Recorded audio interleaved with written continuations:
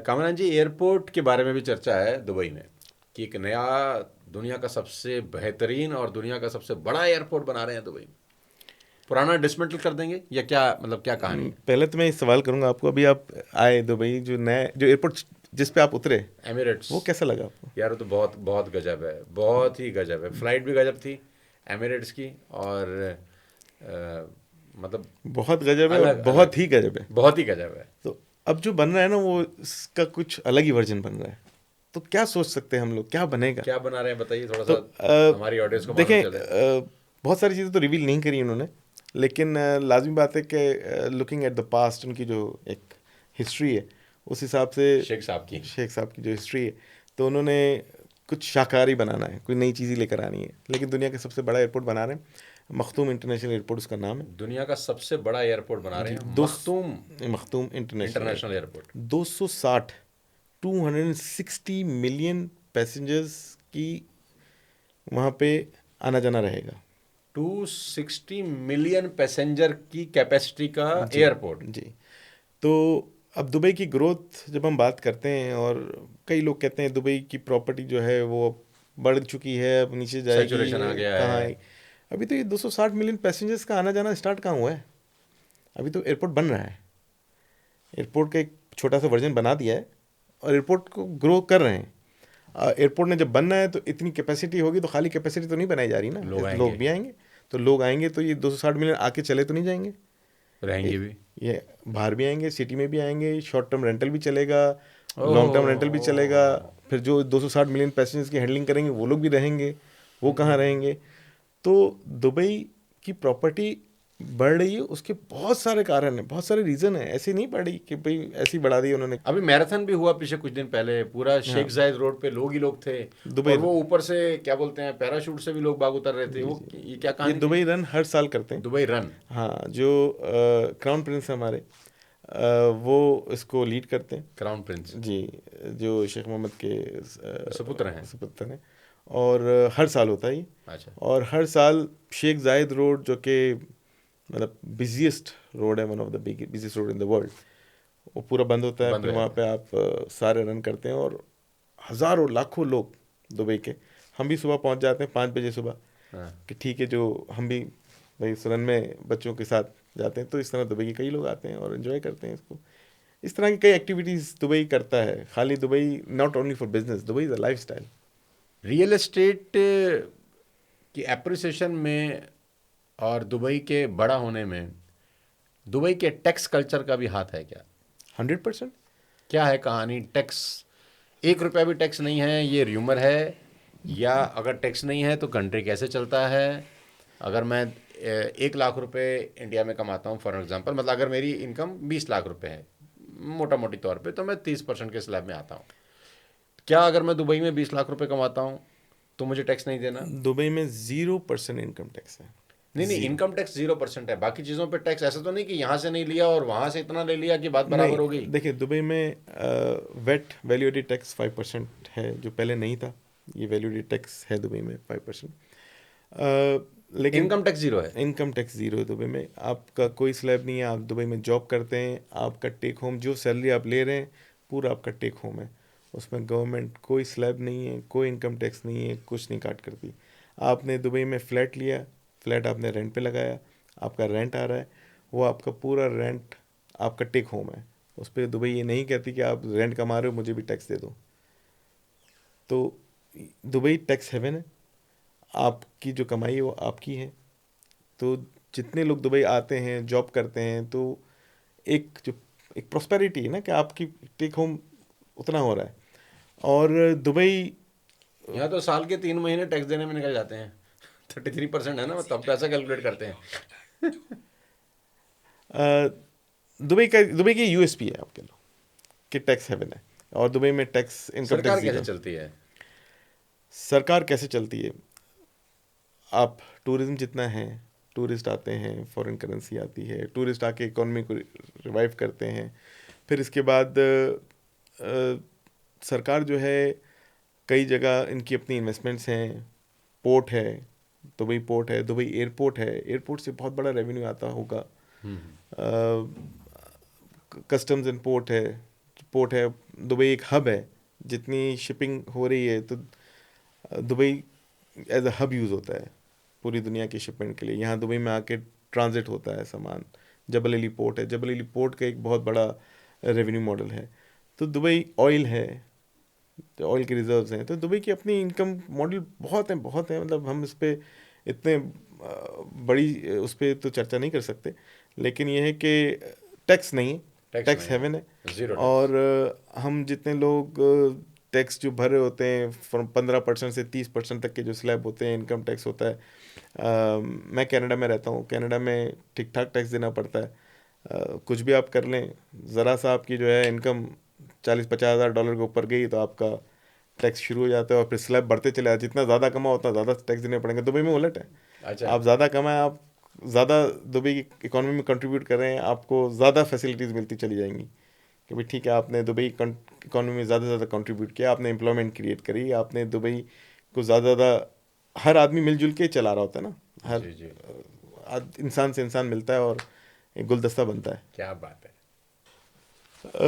सोनू जी, जो बायर्स हैं दुबई में, वो काफ़ी, अगर हमने एक पाई चार्ट बनाया था अपनी खुद का, कि हमने जिन लोगों को बेचा है, तो तकरीबन 92 नेशनलिटीज़ हैं जिन्होंने आपसे एम्पायर सामान डेवलपमेंट खरीदा, में आपके प्रोजेक्ट में प्रॉपर्टी ली पैसा है। लगाया है या जी जी। प्रॉपर्टी खरीदी है? वैसे तो अगर रिकॉर्ड देखें ऑनलाइन तो 200 के करीब नेशनलिटी या 190 के करीब नेशनलिटीज़ हैं जो दुबई में बाय करती हैं प्रॉपर्टी, जो आउट ऑफ ऑनलाइन। 92 आपके पास भी हैं? हमारे पास भी 92 नेशनलिटीज़ हैं जिन्होंने बाय किया। तो वास्ट जो है ना, वो डाइवर्सिफिकेशन है, हर तरह के लोग आते हैं, हर तरह के लोग बाइंग करते हैं। जिसने भी पैसा कमा लिया अपने कंट्री में, उसने डाइवर्सिफाई करना है तो दुबई में डाइवर्सिफाई करे। रूल्स रेगुलेशन हर चीज़ है, सेफ्टी है, आपका पैसा कहीं जाता नहीं है, आप मतलब आप एज ए इन्वेस्टर, आपको जो चीज़ें चाहिए वो सब अवेलेबल हैं, कहीं आपका कोई ट्रबल नहीं होने वाली, तो फिर क्यों आप इन्वेस्ट नहीं करेंगे।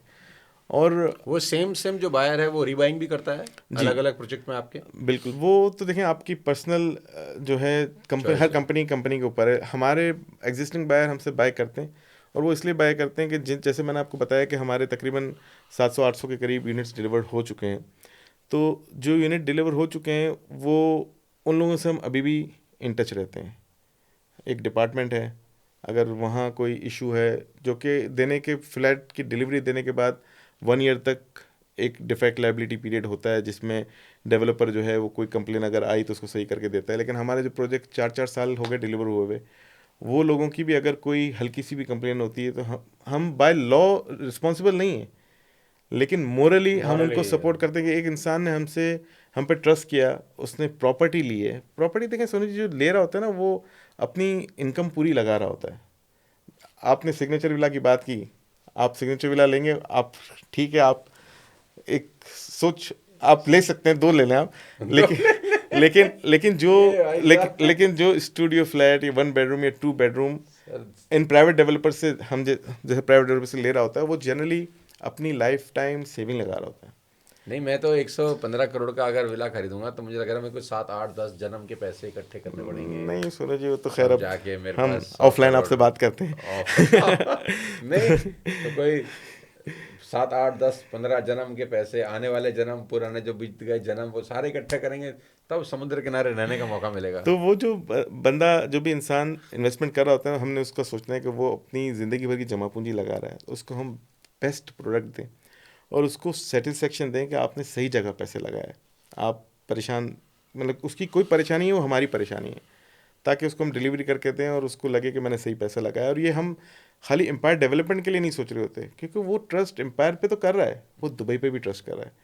कहीं ना कहीं हमारी जिम्मेदारी भी है कि हम उसको सीधा करके चलें। कमल भाई, कैसे मतलब आपके पास जो स्टाफ है आपने वहीं पे वहीं से हायर किया होगा, बट ऑब्वियस है दुबई में ही और अलग अलग मुल्कों के लोग भी रहते होंगे, तो एज अ बिजनेसमैन आप अपने स्टाफ को और सेल्स टीम को या जो लोग प्रोजेक्ट बेच रहे हैं, कोई ऐसी चीज़ बताते हो जिससे आपका माल बिक जाता है?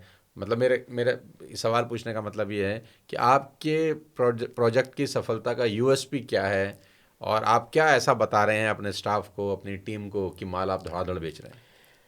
देखिए, यूएसपी तो हर प्रोजेक्ट में आपको कोई ना कोई लेकर आनी है।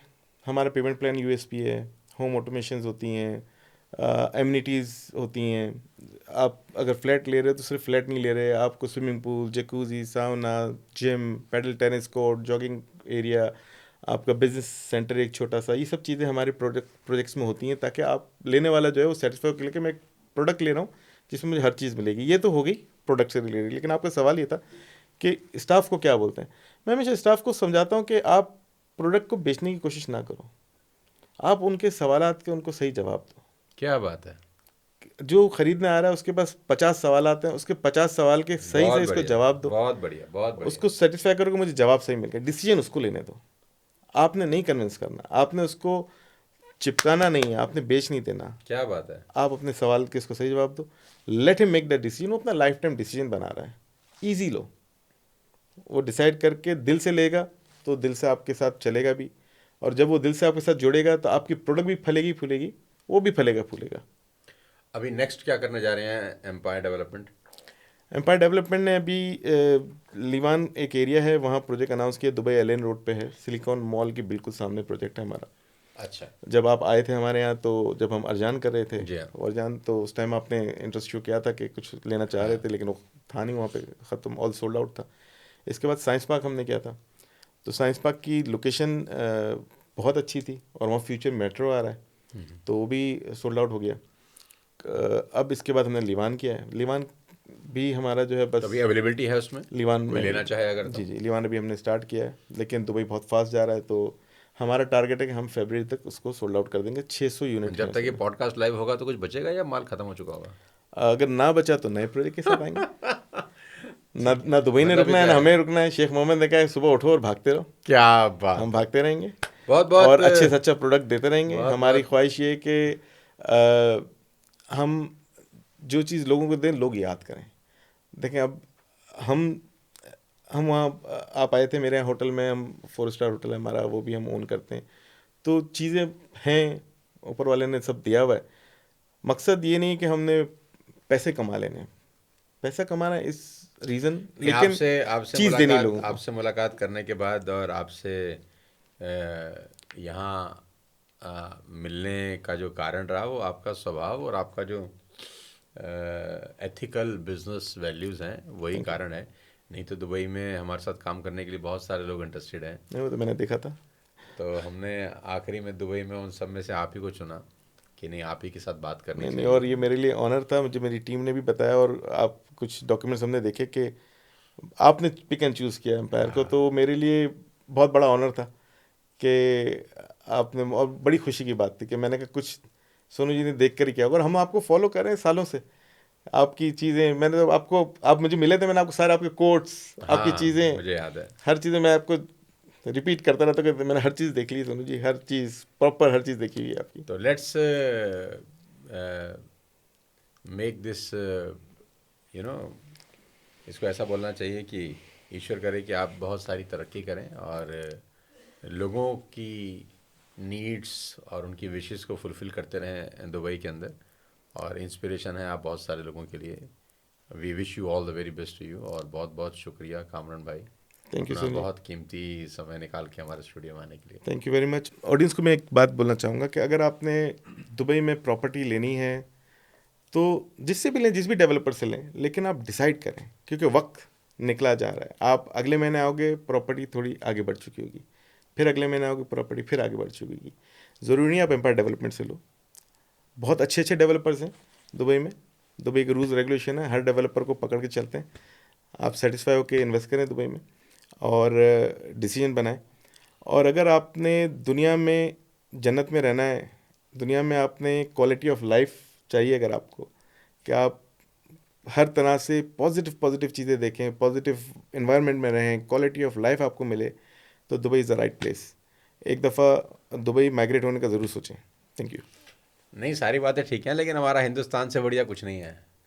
दुबई बहुत अच्छा है, हम आपको बहुत बहुत बधाई देते हैं, लेकिन आखिरी में हम ये बता रहे हैं कि भाई ऐसा नहीं है कि हम जहाँ रह रहे हैं वो अच्छा नहीं है। हमारा नहीं नहीं नहीं, हिंदुस्तान बहुत बिल्कुल अच्छा अच्छा है है, ये तो। सारे जहाँ से अच्छा है हिंदुस्तान हिंदुस्तान हमारा। नहीं, बिल्कुल उसमें कोई इनकार नहीं है। नहीं, ज़रूर जाएं, दुबई जाएं, और उसमें कोई दुबई इनकार बहुत नहीं। बहुत खूबसूरत जगह है। बिल्कुल हमारी बिलोंगिंग्स होती हैं, जहाँ हम रह रहे होते हैं, जहाँ रूट्स पले रूट्स बड़े हमारे रूट्स रूट्स हैं। रूट्स हमारे यहाँ पर रहें। आप दुबई जाएं, लंदन जाएं, न्यूयॉर्क जाएं, कहीं भी जाएं, ज़रूर जाएं, लेकिन अपनी संस्कृति को और अपने रूट्स को, 100%, अपने कल्चर 100%। को कभी ना भूलें, क्योंकि ये आप जड़ों से। आप इसको इस तरह भी ले सकते हैं कि आप माइग्रेट हों, और माइग्रेट होके फॉरेन जो है इनकम वो आप भेजें आपके कंट्री में, ताकि उसमें जो है वो हाँ, मतलब वैसा फॉरेन वैसा बिजनेस बढ़ाएं। अब आप ठीक इसको है। पॉजिटिव लें, अब ठीक है। Take it positive. नहीं, मुझे ऐसा लग रहा था यार, हम आप दुबई दुबई कर रहे हैं, ठीक है, हम आपकी बात बहुत इज्जत करते हैं, आप बहुत अच्छी कंट्री में लेकिन रह दुबई रहे की हैं, नेगेटिव बात याद नहीं है, याद आएगी तो मैं लेकिन आपको सारे जहां से अच्छा। एक क्लिप बना के भेजूंगा जरूर। तो आप इसको ज्वाइन जरूर कीजिएगा नहीं, कि एक नेगेटिव बात होनी चाहिए,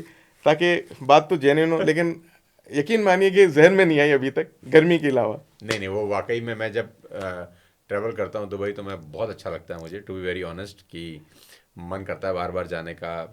मेरे तो कज़न ब्रदर वहीं रहते हैं, मैंने आपको बताया था पिछली बार, आपसे मुलाकात जी भी जी, कराई बिल्कुल थी बिल्कुल। उनकी, है ना।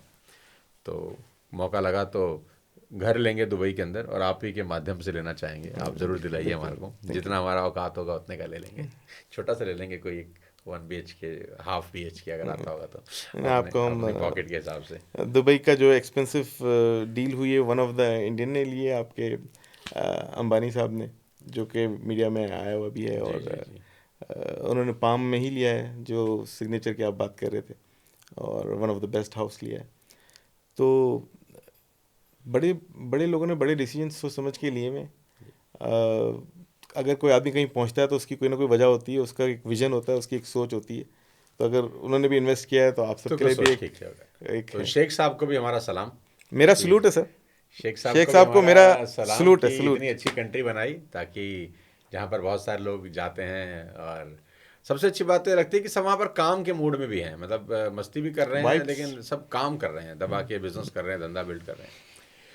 कामरान जी, बहुत बहुत अच्छा लगा आपसे मिलकर, बहुत बहुत सेम धन्यवाद, बहुत लाइकवाइज। बहुत शुक्रिया, थैंक यू सो बहुत मच। शुक्रिया, थैंक यू बहुत फॉर जल्दी हैविंग आपके अस। पास दुबई आते हैं, मुलाकात करते हैं, आपके प्रोजेक्ट को देखते हैं, मौका लगेगा तो दिखाइएगा ज़रूर। Thank you ji.